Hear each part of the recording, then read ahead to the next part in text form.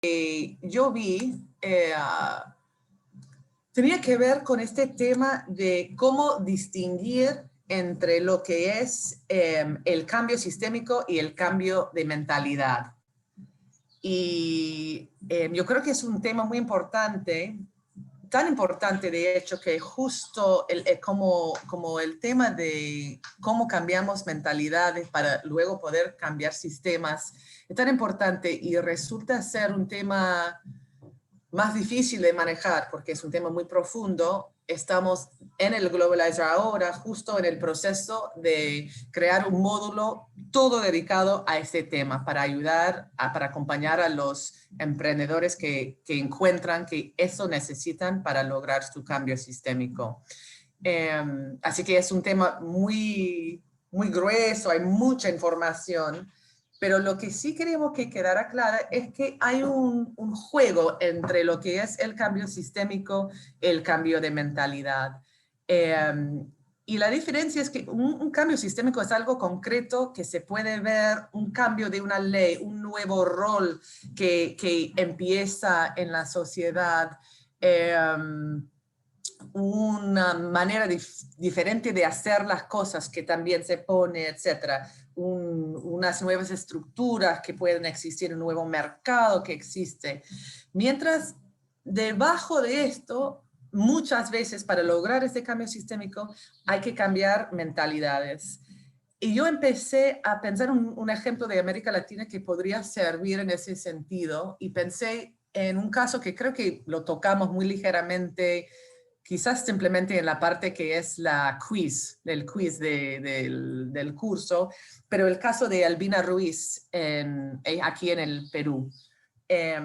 Albina tiene una organización que se llama Ciudad Saludable acá, que lucha para crear sistemas de manejo de residuos integrados. ¿Qué quiere decir esto? Es un sistema en el que la gente que se encarga del reciclaje, la gente que antes, bueno, tenían trabajos no formales, los recicladores de la calle, tuvieron un rol principal en el manejo de sistemas de manejo de residuos de una forma que tengan trabajos dignos, con pago importante, con seguridad en su salud, etcétera, y que tengan un rol muy importante en el manejo, en crear micronegocios alrededor de esto, en participar con el gobierno, con las municipalidades en el manejo de los residuos.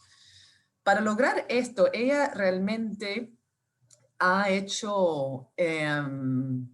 logrado en el Perú y en otros países en América Latina y también en Egipto y otros lados, lograr cambios de leyes. Pero para lograr estos cambios de leyes, ella tuvo que hacer un trabajo muy fuerte en cambio de mentalidad, en hacer campañas para que la gente entendiera que el rol del reciclador, quién es el reciclador, cuál es el rol, por qué es importante, porque son personas que pueden ser personas de confianza haciendo un rol importante en la sociedad, que tenían el derecho de un trabajo digno, etc. Entonces hizo mucho trabajo en este cambio de mentalidad a través de campañas, a través de la educación en escuelas, a través de la educación en municipalidades, a través de educación en las mismas comunidades donde la gente hacía este tipo de trabajo, pero no se veían como empresarios necesariamente. Entonces hizo todo un trabajo para trabajar esa mentalidad y logró unir fuerzas, los mismos recicladores, para poder, y otras ONGs, etcétera, para ir unidos a pedir cambios en la política, y ha logrado estos cambios muy importantes acá en el Perú de las leyes que dice que sí tienen que tener roles para los recicladores dentro de los negocios, dentro del manejo de los residuos. Entonces, no sé si eso ayuda a aclarar la diferencia. Una es hacer las leyes, hacer estos cambios sistémicos. Otro es trabajar cambiando la mentalidad. Bueno, otro de los cambios de mentalidad también es que la gente de bajos recursos no quieren ser limpios, ¿no? O sea, no les interesa. La verdad fue que ellos tenían no tenían acceso a servicios, pero cuando tienen acceso a servicios a precios razonables, que lleguen a sus casas, que están en los cerros, etcétera, ellos eran los más cumplidos con los pagos, etcétera. Entonces hizo campaña Ciudad Saludable para mostrar eso, para mostrar si les da un servicio que se ajusta a sus necesidades, van a pagar, van a cuidar y van a limpiar sus mismos barrios. Entonces, eso es el trabajo de mentalidad que tuvo que hacer, y luego vinieron los cambios sistémicos en el sistema de recoger la basura en sus comunidades, de tener trabajos para los recicladores, trabajos más formales, etc. Esto, a ver si espero haber ayudado a aclarar y no crear más confusión. ¿Les ha aclarado? ¿Alguien tenía esa duda? ¿Eso ayudó a alguien que estaba pensando en estos temas de sistema versus mentalidad?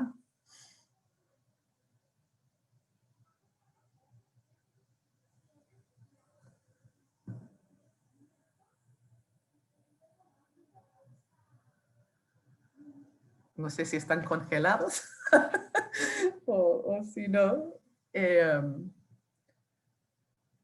Bueno, entonces, no, todo bien, gracias Miguel.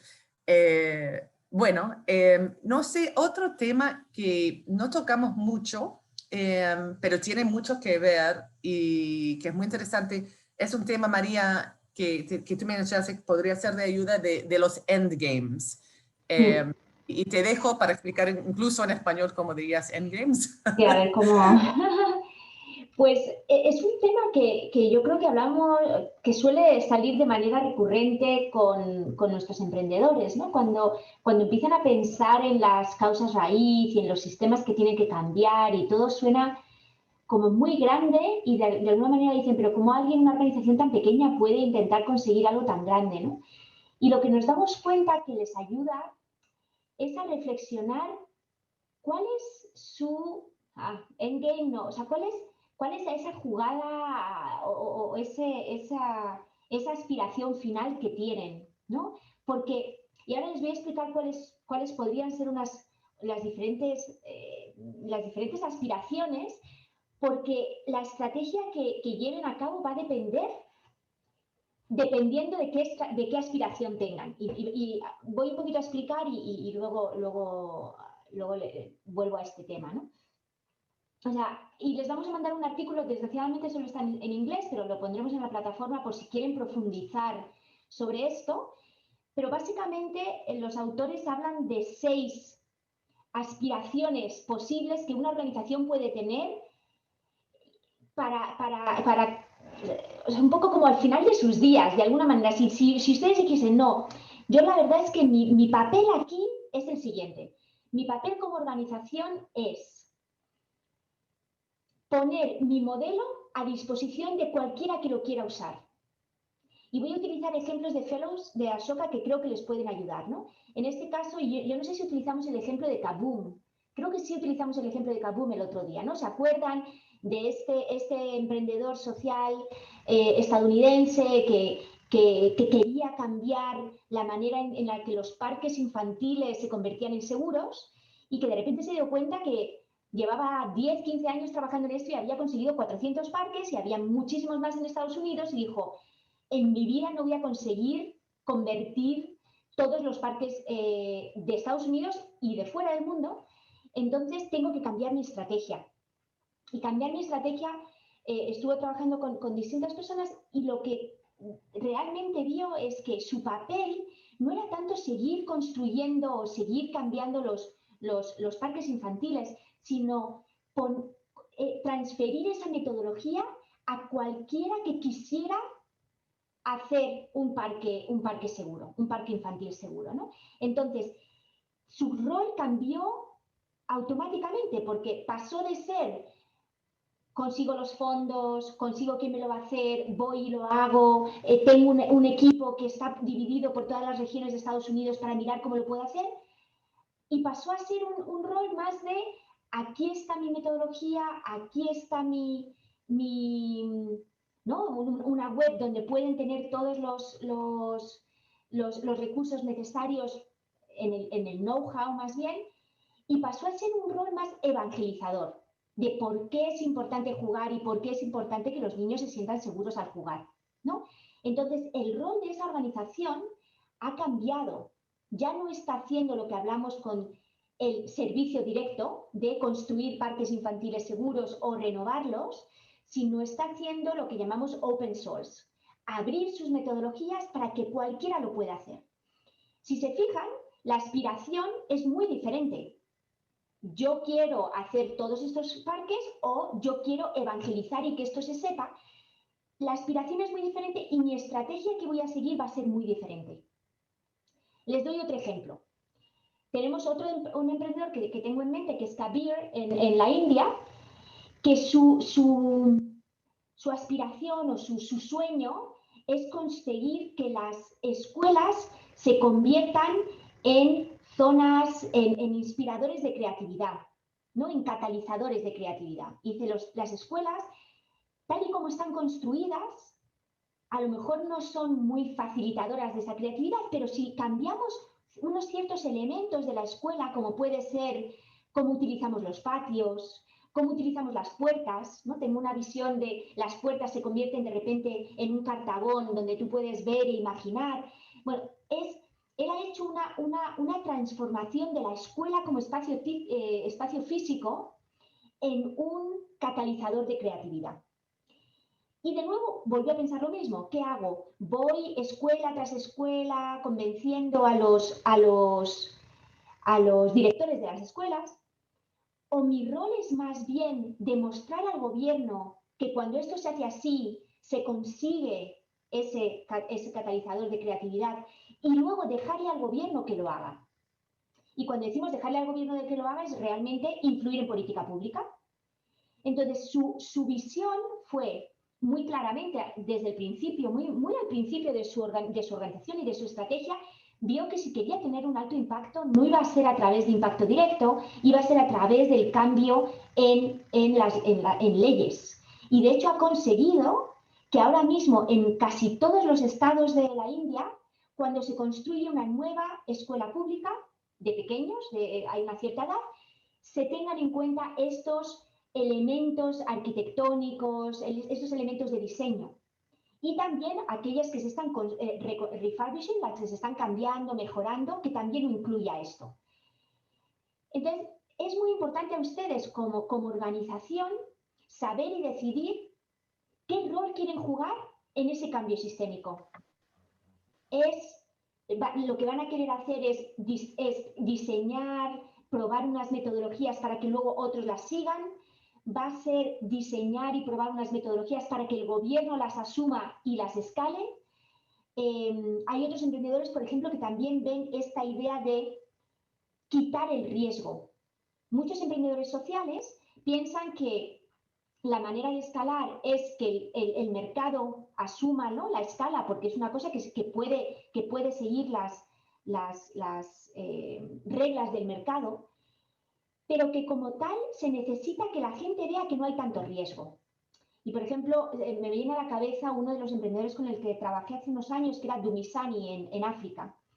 Él decía que era muy importante, o que una de las maneras que se podría mejorar la economía rural es que cada granjero asumiera o tuviera pequeñas granjas de pollos, porque el pollo es muy fácil criar, es muy fácil tal, que tuvieran pequeñas y que estas granjas de alguna manera crean un ecosistema de granja de pollos, ¿no?, alrededor de una zona, porque así el distribuidor no tenía que estar yendo a todas partes del país, sino que iba a esa zona, de ahí cogía compraba estos pollos y ya los distribuía, etcétera, ¿no? Entonces, crear como clusters, crear como ecosistemas alrededor. En este caso, él decía pollos, pero hay otros emprendedores que están haciendo ovejas, ¿no?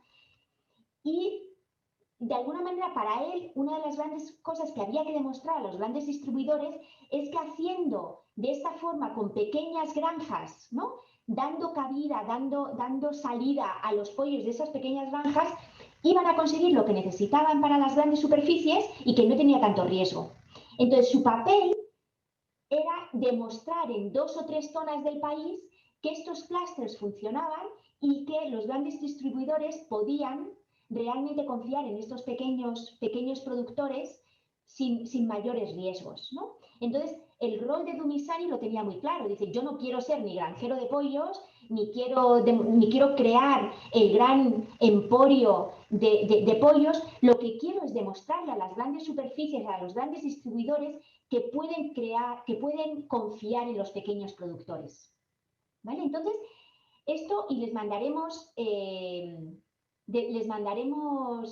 hay de hecho varios emprendedores sociales trabajando con pollos, Janet, porque yo creo que han visto que es una manera fácil, y les podemos pasar más nombres, pero hay alguien muy potente también en México, es una manera fácil de traer a pequeños productores a ser sostenibles, ¿no? y a personas para desarrollar, Itzel, exacto, para desarrollar este tipo de emprendimientos, porque tampoco hace falta una gran inversión. Seguramente en vacas y tal cuesta más, ¿no? Pero con una pequeña inversión puedes conseguir tu grupito de pollos, de ahí sacas huevos que te puedes... Bueno, es un producto que han visto que es relativamente sencillo para los pequeños productores, ¿no?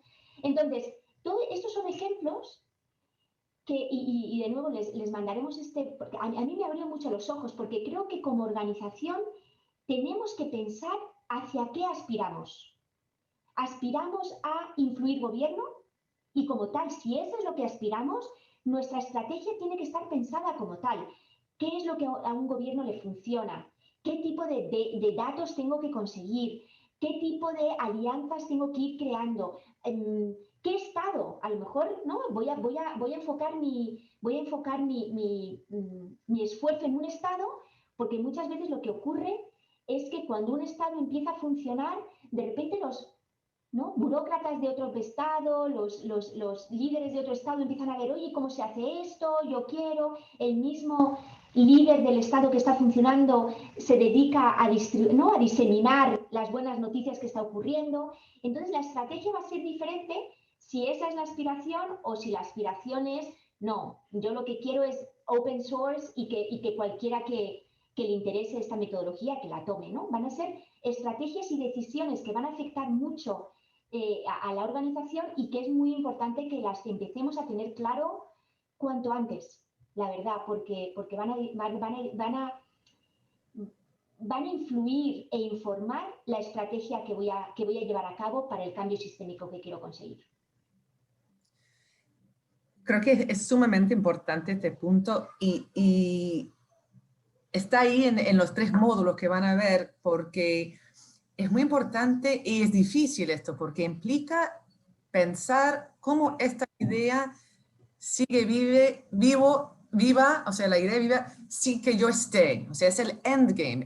Yo no tengo que estar necesariamente. ¿Cómo hago para que yo ni mi organización tenga que estar necesariamente para que siga teniendo vida esta idea? ¿Cuáles son las estructuras? ¿Cuáles son o sea, por ahí hay un rol para mi organización y no termina totalmente, pero si termina todo conmigo, como hablamos mucho en el curso, el impacto va a quedar Va a muy... quedar pequeño. No, y es cierto que vemos que hay algunas organizaciones que dicen, no, la verdad es que creo que mi organización tiene que estar siempre, porque hay lo que llaman el sustained service. La verdad es que nosotros lo cuestionamos muchas veces, ¿no? Y pensamos, seguramente haya razones por las que la organización tiene que mantenerse, porque pensamos, sobre todo eso suele ocurrir cuando estamos dedicándonos a temas que es muy difícil que nadie más se dedique. O sea, yo, por ejemplo, me acuerdo de uno de nuestros emprendedores en España. Ella sufrió abusos sexuales cuando era pequeña. Y bueno, a los 30 años se dio cuenta que hablando podía evitar esto. Y se daba cuenta que había muy poca gente que quería tomar este tema, ¿no? Porque el incesto es alguien que nadie quiere hablar, que nadie quiere apoyar. Se necesita ser casi una superviviente de eso para decir, no, yo he sobrevivido y quiero que otras víctimas no caigan, ¿no? Entonces, en su caso, no veo que esto vaya a ser un open source, ¿no? ¿Quién lo va a hacer? No creo que el gobierno, digo, sí, el gobierno puede dar ideas, pero a lo mejor sí que es necesario que haya una organización enfocada en esto, ¿no? Entonces, puede que haya razones por las que tu organización es la única que lo vaya a hacer. Por lo que sea, porque a lo mejor tiene que tener tu ¿no? Tu propia historia personal que impulse esto, etcétera. Pero en general, como decía Nadine, si no pensamos en traspasar más allá de lo que nosotros mismos podemos hacer y no pensamos cuáles son esa guía, y además seguramente no tengamos que elegir una sobre otra, aunque a lo mejor sí que tenemos que priorizar por tema de tiempos y de esfuerzos y de, ¿no? A lo mejor sí que pueden hacer un open source y government, a lo mejor, perfectamente, pero en algún momento tendrán que priorizar. Entonces es muy importante que esto se lo planteen. Como dicen, sooner rather than later, ¿no?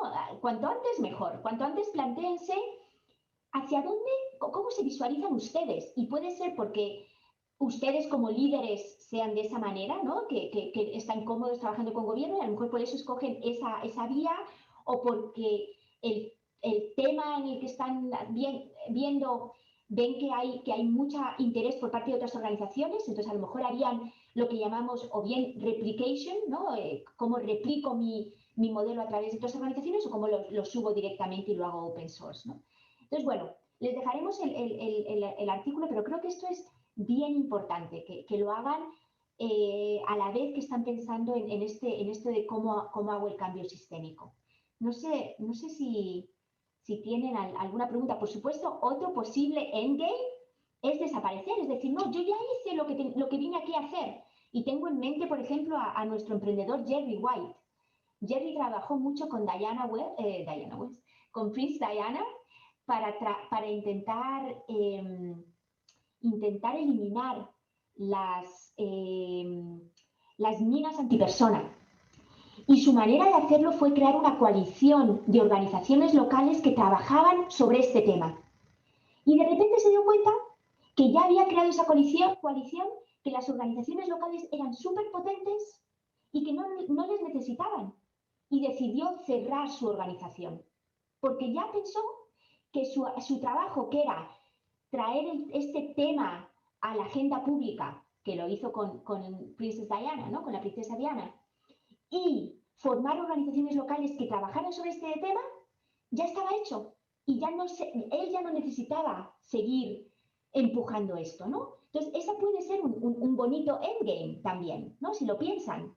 Han creado el ecosistema, han empoderado a las organizaciones y a los ciudadanos, han anunciado a todos que este es un tema importante a tenerlo, las agendas públicas de los países los han tomado, a lo mejor ya no les necesitan.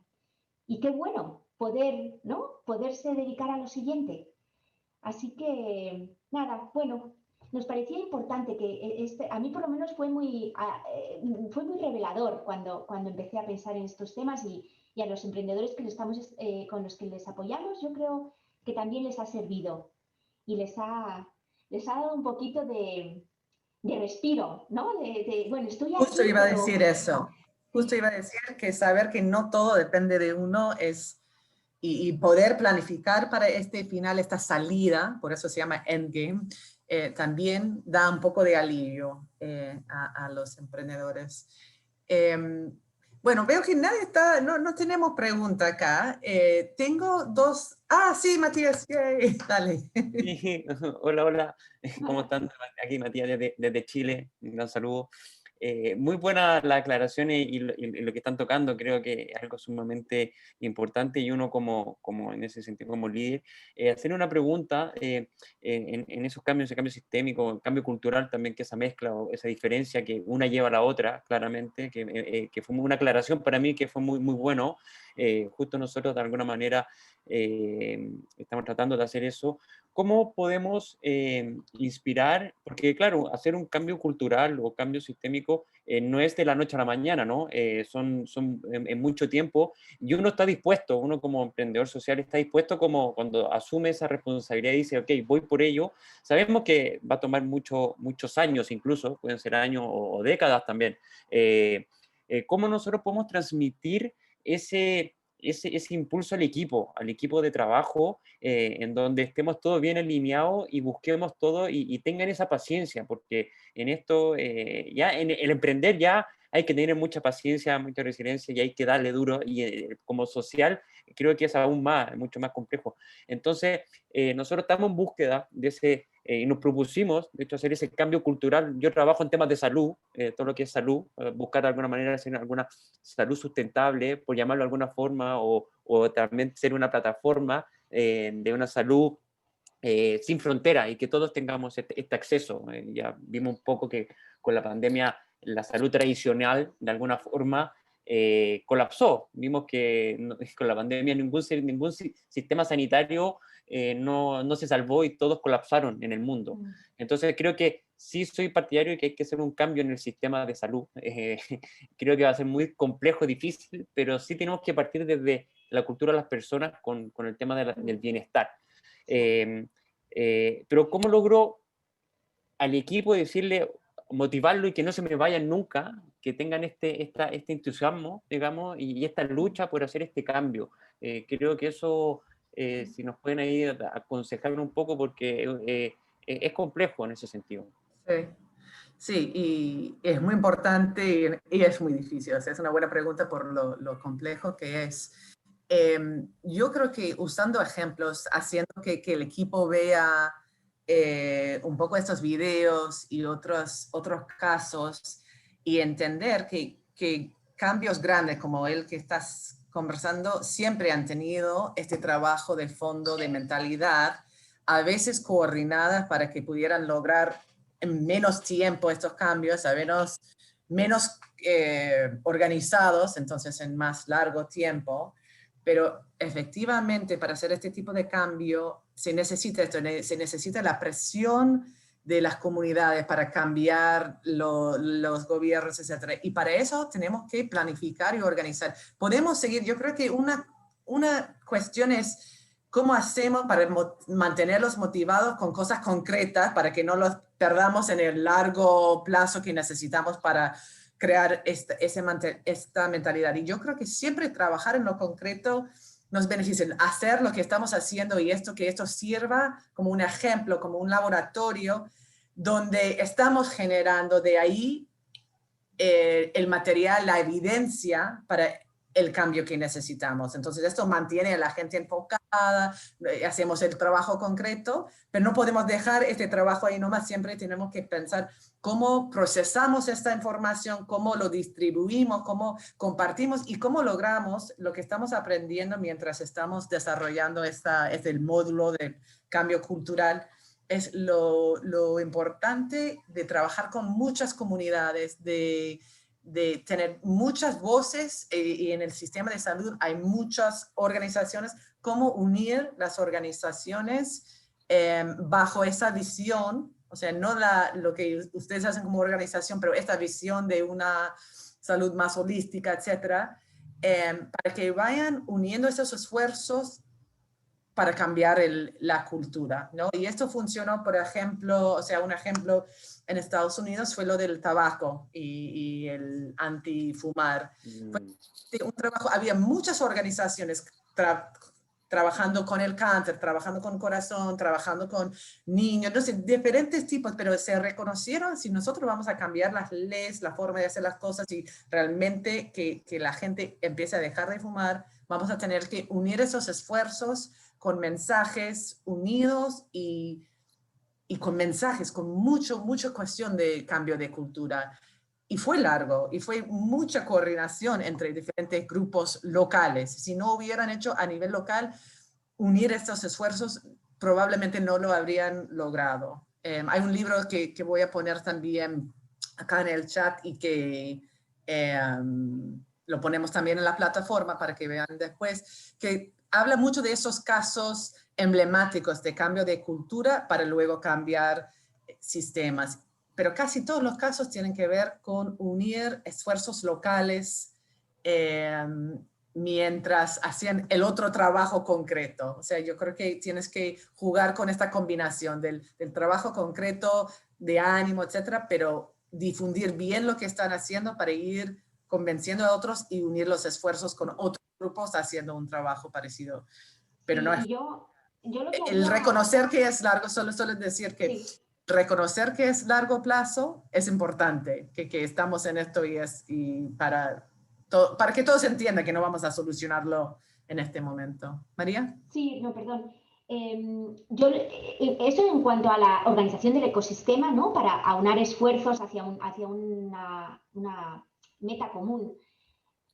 En cuanto al equipo, yo creo que eso es muy importante, que ellos entiendan como el largo plazo, cuál es la visión a largo plazo, pero que también sean muy conscientes de cómo las diferentes milestones, ¿no? Las diferentes cosas que están ustedes haciendo, de alguna manera confluyen hacia esa visión a largo plazo, ¿no? Para que se mantengan entusiasmados con el corto porque está conectado con el largo. Y yo creo que como líderes, quizás esa es una de nuestras tareas principales, de alguna manera, ¿no? El intentar siempre, ¿no?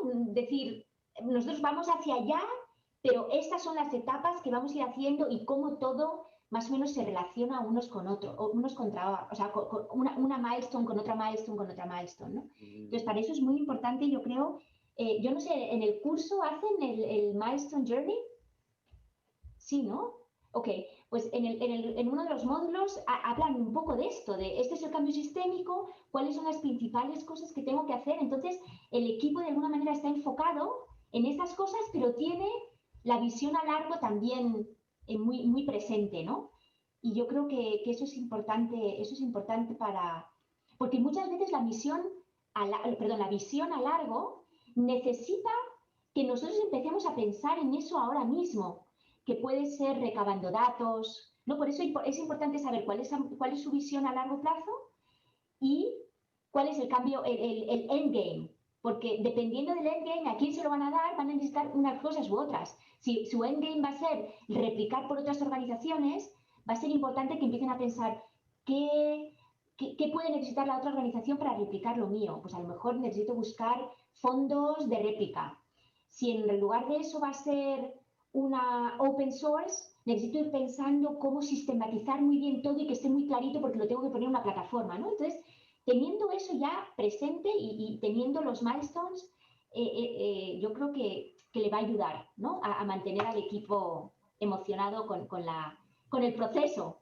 Está emocionado con el proceso, pero también emocionado con el objetivo final, ¿no? Con el resultado. Sí, sí, es un buen punto. Y involucrarlos en la creación de estos milestones, ¿no? O sea, que ellos sean parte de este proceso para que estén más convencidos al final también de la urgencia y la necesidad. Parece muy bien. Puedo hacer la última. Y en ese sentido, Nadine, este caso que tocaste como la industria del tabaco, que sin duda, ¿cómo uno, porque uno lucha contra esas grandes industrias, cómo uno también se prepara como para hacer, porque obviamente uno piensa que esas grandes industrias te pueden atacar de alguna manera, y te atacan, de hecho, ¿cómo podemos sobrellevar esas situaciones?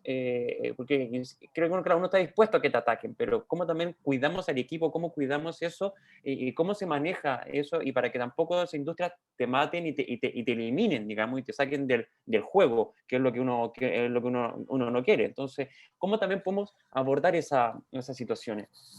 Sí, voy a hablar a pesar del desfile que está pasando por mi ventana, espero que me escuchen bien, porque también es muy importante esta pregunta y es ahí donde empieza a tener más importancia esto de tener coaliciones, gente que suma sus esfuerzos, sus recursos, porque sí requiere recursos, para contrastar las industrias. En el caso de tabaco, se unieron muchas organizaciones chiquitas uniendo sus recursos, lograron que una fundación grande también, o sea, hicieron el cambio cultural en las cabezas también de las fundaciones, ¿no? Como para llevar a la importancia del tema con grupos, y entonces la fundación como que tenía muchos pedidos, una fundación participó mucho, creo que era Ford en ese entonces en Estados Unidos, pero sí, o sea, si vas a estar luchando contra alguien grande, necesitas a alguien grande que apoye. La manera de conseguir ese alguien grande es con las pequeñas voces uniéndose en una coalición fuerte también. Pero efectivamente hay temas, y en salud es uno de estos, ¿no? Que hay mucha industria que gana del malestar, etcétera, entonces que ponen resistencia, y por eso estar unidos, ver quiénes son, ver este ecosistema, quiénes pueden jugar, unir estos esfuerzos y recursos, va a ser muy importante. Pero es complicado, o sea, porque tienen que unirse bajo una visión que no es necesariamente la de una organización individual. Es como ponemos al lado nuestra agenda particular para encontrar el punto de encuentro de todos, que tenemos todos en común, que queremos todos, y poner esto como el centro, ¿no? Lo cual no es fácil, pero vale la pena poder hacerlo. Muchas gracias. Tenemos otra pregunta, vi que José Luis querías preguntar, así que adelante, y yo me pongo en mute con ese sonido acá que no sé por qué está así. Gracias. Buenos días desde México y me disculpo por no poder poner la pantalla, pero como está muy mala la señal y tengo a mi hijo en la escuela y todo, ¡pum!, se nos colapsa. Pero poquito mi inquietud va en cuanto a, partiendo de un trabajo muy puntual, de una prestación de servicios como eje de la organización, ¿cómo poder, con qué elementos, si es que hay como alguna guía, algún tipo de referentes que tengan, no lo encontré en los módulos, pero justamente para facilitar o el enriquecer el proceso en el que un colectivo o una organización, a partir de un trabajo concreto, de una prestación de un servicio, puede releer el contexto hacia convertirse en un movilizador hacia el cambio sistémico, cómo poder valorar las condiciones, el contexto, el mapeo de actores. Creo que eso está cambiando constantemente y de pronto el trabajo que una organización hace puede crecer en un contexto particular. De pronto las condiciones políticas, sociales pueden abrir oportunidades para asumirse en una dimensión más amplia de cambio sistémico, de cambio de mentalidad, y a lo mejor en otro momento, al contrario, reconocer que solamente se mantiene la capacidad para seguir fortaleciendo una prestación de un servicio que por el contexto se ha agudizado, se ha hecho más complejo y que requiere reforzar, ¿no? Pienso que ahorita en particular en el contexto del COVID, lo veo con muchos de los aliados con los que, del sector público y privado con los que hemos estado trabajando, y hay muchos cambios en el horizonte, sea por cuestiones de recorte político, público, pues, programas de gobierno de atención a víctimas han desaparecido, pero también por la crisis económica, muchos del sector privado, organizaciones han cerrado.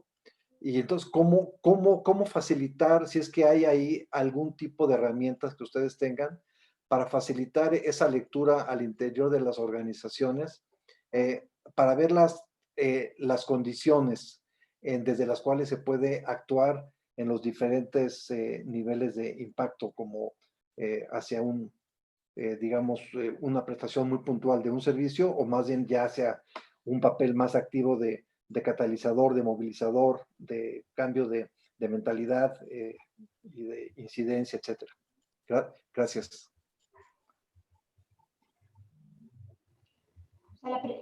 Perdón, José Luis, la pregunta es un poco cómo desde una posición de tu organización que estás dando un servicio, cómo pensar en un cambio sistémico a gran escala, movilizando, etcétera. ¿Eso es un poco? Hay como algunos elementos que puedan favorecer al interior de las organizaciones, como ese diagnóstico para ver las capacidades y las condiciones para asumirse como un agente de cambio sistémico. A mí mi primera reacción es, pero por favor, aquí somos un montón de gente trabajando en el sector y en estas organizaciones, así que si alguien tiene algo que decir, para mí la primera reacción que surge es que todas las organizaciones tienen el potencial de aspirar a hacer un cambio sistémico, ¿no?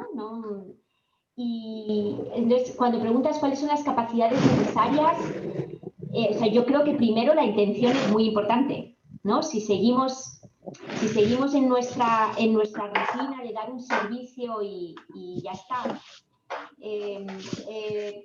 Santi, ¿puedes por favor mute Sara? Te estamos recibiendo mucho feedback. Gracias. ¿No? O sea, de alguna manera, lo primero es la intención, porque si tú vas a querer hacer un cambio sistémico, yo creo que, y ya tendrás que pensar cuál y cómo, van a ir alineándose las cosas y las estrategias que siga tu organización. Si lo que tú estás pensando es, no, yo lo que quiero es dar este servicio y darlo lo mejor posible y tal, pues seguramente tu energía va a ir más hacia allá, pero el pensar, bueno, un cambio sistémico suele pasar por involucrar a otros, intentar involucrar también al gobierno ¿no? Esas suelen ser vías bastante claras para conseguir cambio sistémico. Entonces, es empezar a pensar qué tipo de estrategias y qué tipo de pasos tiene que dar tu organización. Obviamente, el cambio sistémico se va a dar una vez hayas demostrado de alguna manera que esa metodología funciona. O sea, yo creo que esto todo tiene un proceso, ¿no? Está bien que desde un principio tú quieras saber que quieres hacer un cambio sistémico, pero obviamente vas a tener que conseguir ese reconocimiento por parte del ecosistema, por parte de otras organizaciones, por parte de... Entonces, obviamente, al principio pasa por trabajar muy duro en que esa metodología, ese modelo se refine y sea lo mejor posible. O sea, yo creo que eso no nos lo quita nadie, ¿no? Un gran trabajo de... Y una vez ya veas que mi sensación, lo que yo haría, y lo que hemos visto que ocurre mucho en las trayectorias de los emprendedores también de Ashoka, ¿no? Una vez ven que ese modelo está refinado, que sí, esa metodología que funciona, que está consiguiendo el impacto deseado a un cierto nivel, que se prueba en distintos contextos, ¿no? Porque hay muchas veces que para probarlo en otro contexto lo tienes que refinar. Entonces, cuando ya está probado en varios contextos y ves que también hay un cierto interés y que es una temática que afecta a muchos y que hay muchas organizaciones, se pueden empezar a hacer pasos hacia ese cambio sistémico, que pueden pasar por juntar al ecosistema, ¿no? Juntar a esas organizaciones que están trabajando en algo parecido y crear una visión común, alinear recursos. Puede empezar a pensar en, vale, para hacer un cambio legislativo en mi país, ¿qué necesito? ¿No? Entonces, yo creo, no sé si esto te ayuda, pero para mí los mensajes es, yo creo que cualquier organización tiene el potencial de hacerlo, si lo quiere hacer y si pone su objetivo en eso. Toma mucho tiempo y hay que ir dando diferentes pasos, pero no sé si alguna otra persona aquí de la llamada que está aquí, cuando escuchaba a José Luis, se le ocurría alguna otra idea para compartir con él, que hayan visto, que hayan puesto en marcha.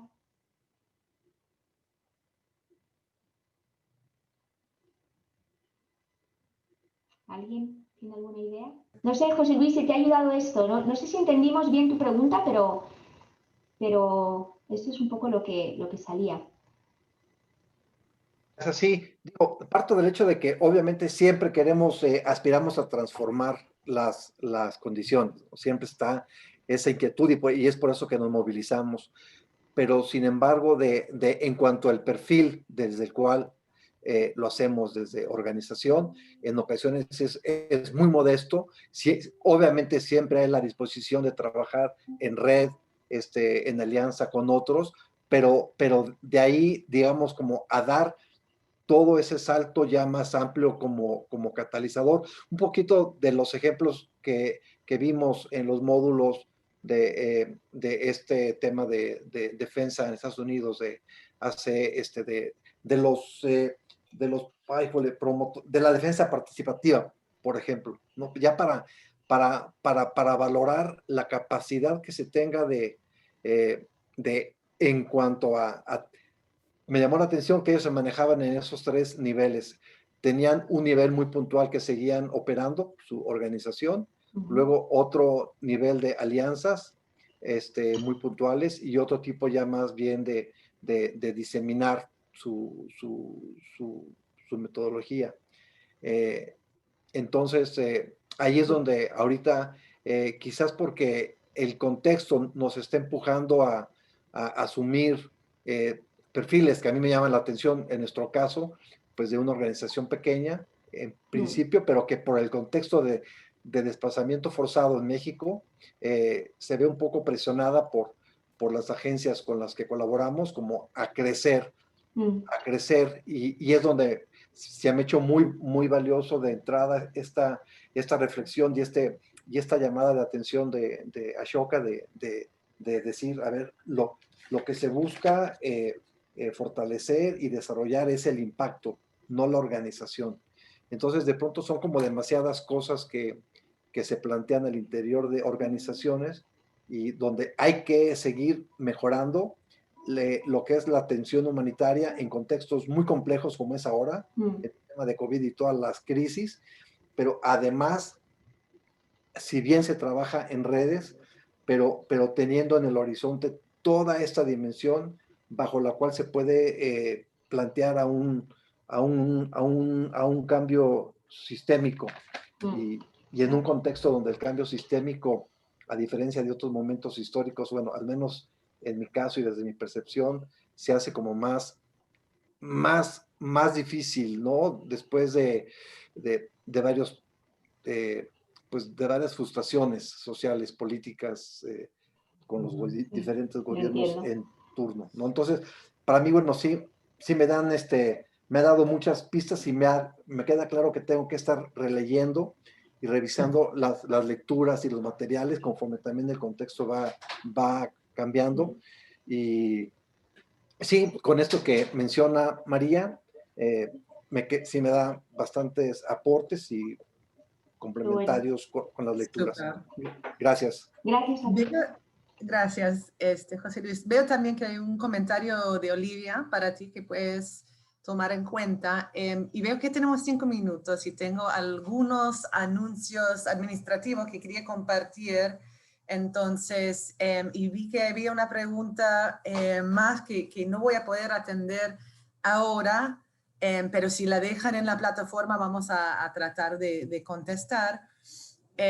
Vi que, entonces, en cuanto a la plataforma, vi que algunas personas tenían problemas en acceder a la plataforma. Santi, te voy a pedir otra vez que lo pongas en el chat. Vamos a mandar otro email con todos los datos como para lograr eso. Quiero decir que esos materiales van a estar ahí durante varios meses, así que no se preocupen si no terminan ahora o si quieren volver con sus equipos a mostrarles, a convencerles, Matías, quizás, ¿no? Hacer los ejercicios de nuevo, todo va a estar ahí, no se preocupen. Hay una cosa, si terminan el curso y reciben su certificado antes del, creo que es el 15 de diciembre, va a haber una happy hour, una hora, no sé si dice hora feliz, con el equipo de Ashoka América Latina, para todos los que terminan y quieren unirse y conversar más. Estoy buscando, mi colega Linda dejó una información que estoy buscando en esta larga lista de cosas acá, así que sí, a ver, será en diciembre, el 17 de diciembre a las 11 de hora de Perú y Colombia, no sé cuál es la hora en otros lados. Vamos a invitar una invitación a todos aquellos que completen el curso hasta el 15 de diciembre. Así que estén pendientes, pero tienen que terminar el curso para poder participar en el happy hour, lo cual no es tan difícil, o sea, no vamos a estar recolectando sus hojas de trabajo, eso queda para ustedes. Lo único como para cerrar el curso es ver los videos, hacer sus intentos con el trabajo que no vamos a recoger y hacer la prueba final, el quiz, que es bastante simple también, así que no tengan miedo. Estamos hablando ahora con la gente de la plataforma para que sea más intuitivo cómo recibir su certificado. Ahora está un poco está un poco escondido ahí. Cuando completan el curso, cuando ven todos los videos, sale un botón que dice has completado, hay una señal de plus, haces un clic ahí y te piden si quieres tu certificado. O sea, no es súper complicado, pero está medio escondido. Vamos a tratar de resolver esto. Si tienen dudas, definitivamente pueden escribirnos por ahí. Santi, también mejor, yo no sé cuál es la dirección que reciben los emails sobre el tema, si ahí pueden escribir y si estamos chequeando esto como para poder contestarles estas dudas. ¿Alguna duda más administrativa de esos temas, de dónde encontrar? Vamos a tratar también de subir algunos de los materiales que hemos mencionado ahora. Esta sesión también la vamos a subir por si quieren refrescar o compartir con cualquiera. O sea, está abierto, el curso está abierto para quienes quieran participar, así que pueden ir compartiendo con otros y pueden todos ver los videos y buscar su certificado también.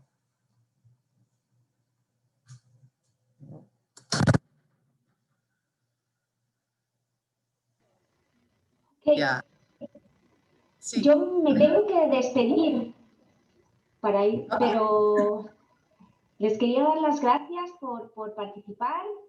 Aquí estamos y bueno, si cualquier cosa, como dice Nadine, nos escriben. Sí, es que tengo que lanzar otra llamada justo al punto. Así Está bien. que un abrazo fuerte a todos. Muchas gracias. Chao, Muchas María. gracias. Estoy aquí unos 2 minutos más si hay alguna pregunta así ligera a la administración. Es cierto lo que algún participante puso, como para entrar en el curso hay que llenar ciertos datos en la plataforma. Por ahí ese es el tema. Si no han hecho la registración en la plataforma, el acceso al curso no se va a abrir. Tienen que primero hacer estas preguntas simples que piden en la plataforma y luego pueden hacerlo. Igual, cuando mandamos el email para recapitular, contar desde la hora feliz del happy hour, mandamos los datos también que necesitan para poder acceder. Y cualquier duda, problema, nos avisan al toque, tratamos de contestar. Bueno, si no hay más, justo en la hora, terminamos esta sesión. Esperamos que todos sí puedan completar, tener su certificado y que estén en la plataforma porque ahí pueden estar pendientes a otros cursos sobre cambio sistémico que van a salir al futuro. Hay uno que es sobre cómo trabajar con el gobierno, y eventualmente habrá el de cómo trabajar el tema de narrativa, de cambio de cultural, cambio de narrativa, etc. Muchas gracias por su participación hoy. Y aquí estamos. Chao a todos, muchas gracias. Gracias, que estén bien. Bye bye. Chao, chao.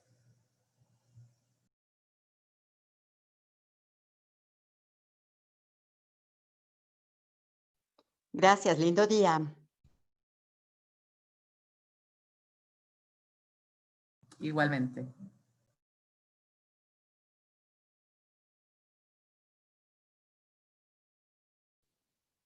Gracias.